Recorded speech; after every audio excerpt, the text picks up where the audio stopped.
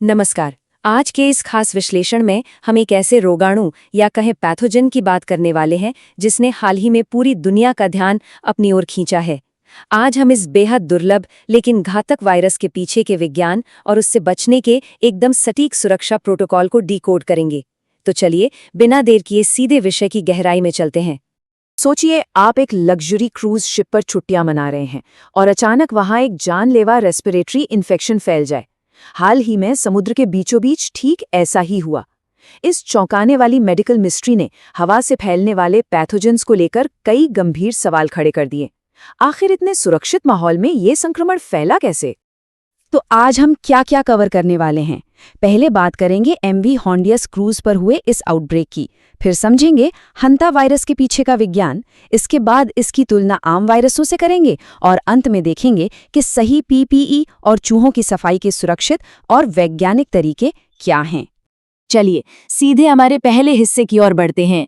MV हॉन्डियस का प्रकोप यानी समुद्र के बीचों बीच घटी वो मेडिकल मिस्ट्री।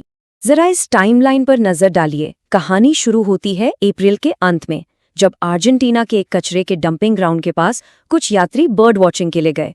वहां से संक्रमण ऐसा फैला कि मई आते आते विश्व स्वास्थ्य संगठन यानी WHO को अलर्ट करना पड़ गया। देखते देखते ये एक बहुत बड़ा इंटरनेशनल कॉन्टैक्ट ट्रेसिंग का मामला बन गया था। और ये कोई आम संक्रमण नहीं था। क्या आप जानते हैं कि इस शिप पर मृत्यु दर यानी केस फैटेलिटी रेशियो कितना था? पूरे 27%। 11 लोगों में संक्रमण की पुष्टि हुई और उनमें से 3 की जान चली गई। ये आंकड़ा ही अपने आप में इस वायरस की गंभीरता बताने के लिए काफी है। अब आप सोच रहे होंगे कि इसमें इतना अलग क्या था।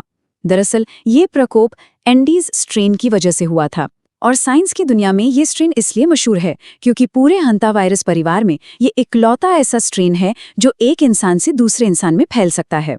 बिल्कुल ह्यूमन टू ह्यूमन ट्रांसमिशन, जो कि आम तौर पर इस वायरस में बिल्कुल नहीं देखा जाता। तो आखिर ये वायरस है क्या? आइए अपने दूसरे भाग में इसी पैथोजन के पीछे के विज्ञान को डिकोड करते हैं। अगर इसे बिल्कुल आसान भाषा में समझें तो हंता वायरस एक जूनोटिक बीमारी है, मतलब जानवरों से इंसानों में आने वाली बीमारी। होता क्या है कि वायरस चूहों के अंदर पलता है। जब चूहों का मल या मूत्र सूखकर धूल बन जाता है और फिर हवा में उड़ता है तो सांस के जरिए वो हमारे अंदर चला जाता है। बस यहीं से सारा संक्रमण शुरू होता है। दुनिया भर में हंता वायरस को हम 2 मुख्य कैटेगरीज में बांट सकते हैं। पहला है ओल्ड वर्ल्ड स्ट्रेन, जो ज्यादातर यूरोप और एशिया में मिलता है और इसका असर सीधे किडनी यानी गुर्दे पर होता है। और दूसरा है न्यू वर्ल्ड स्ट्रेन, जैसे कि वो एंडीज वायरस जिसने क्रूज शिप पर तबाही मचाई। ये स्ट्रेन सीधे फेफड़ों पर हमला करता है और गंभीर पल्मोनरी सिंड्रोम का कारण बनता है। प्रकृति का सिस्टम भी कितना अजीब है ना। हर हंता वायरस स्ट्रेन किसी न किसी खास चूहे की प्रजाति से जुड़ा होता है। मतलब दुनिया भर में अलग अलग तरह के चूहे इस वायरस के अलग अलग स्ट्रेन के लिए एक परमानेंट वाहक या होस्ट का काम करते हैं। अब आते हैं तीसरे और बहुत ही अहम हिस्से पर। हंता वायरस को हम आम वायरसों से अलग कैसे पहचानें? देखिए, शुरुआत में इसके लक्षण बिल्कुल फ्लू या कोविड-19 जैसे ही लगते हैं, बुखार, बदन दर्द। लेकिन ध्यान देने वाली बात यह है कि हंता वायरस का इंक्यूबेशन पीरियड 1 से लेकर 8 हफ्ते तक का हो सकता है। इसके अलावा इसमें सर्दी, खांसी या बहती नाक के बजाय आपके कूल्हों और जांघों में बहुत तेज दर्द होता है। यही वो बारीक फर्क है जो डॉक्टरों को अलर्ट करता है। क्योंकि इसके शुरुआती लक्षण आम बीमारियों जैसे ही होते हैं, इसलिए मेडिकल एक्सपर्ट्स एक्सपोजर हिस्ट्री पर बहुत ज्यादा फोकस करते हैं। मतलब क्या मरीज हाल ही में किसी गांव वाले इलाके में गया था या चूहों के संपर्क में आया था? सही डायग्नोसिस के लिए ये जानकारी किसी चाबी की तरह काम करती है। अब जब हम जान गए हैं कि ये हवा से फैलता है, तो चलिए अपने चौथे सेक्शन की तरफ बढ़ते हैं, जहां हम रेस्पिरेटरी प्रोटेक्शन यानी श्वसन सुरक्षा और पीपीई यानी पर्सनल प्रोटेक्टिव इक्विपमेंट की बात करेंगे। इस मामले में CDC के दिशा निर्देश बिल्कुल साफ है। चेहरे पर एकदम टाइट फिट होने वाला N95 मास्क तो कम से कम होना ही चाहिए।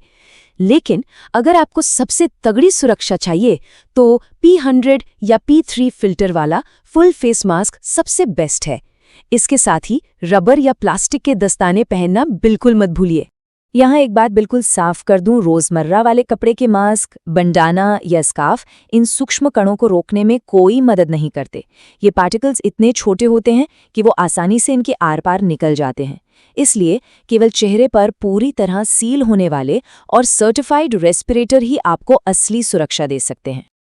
अब इस सब का मकसद आपको डराना बिल्कुल नहीं है। जैसा कि इंडस्ट्री एक्सपर्ट जॉर्ज सिचलर कहते हैं, हम डर नहीं बेचते, हम ऐसे गियर बेचते हैं जो काम करते हैं।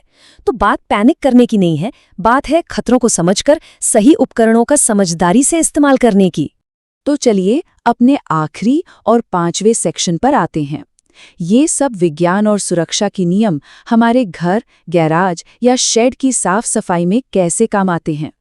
अगर हंता वायरस से बचाव का कोई सबसे बड़ा गोल्डन रूल है तो वो ये है, चूहों के मलमूत्र वाली जगह पर कभी भी सूखा झाड़ू या वैक्यूम क्लीनर न चलाएं।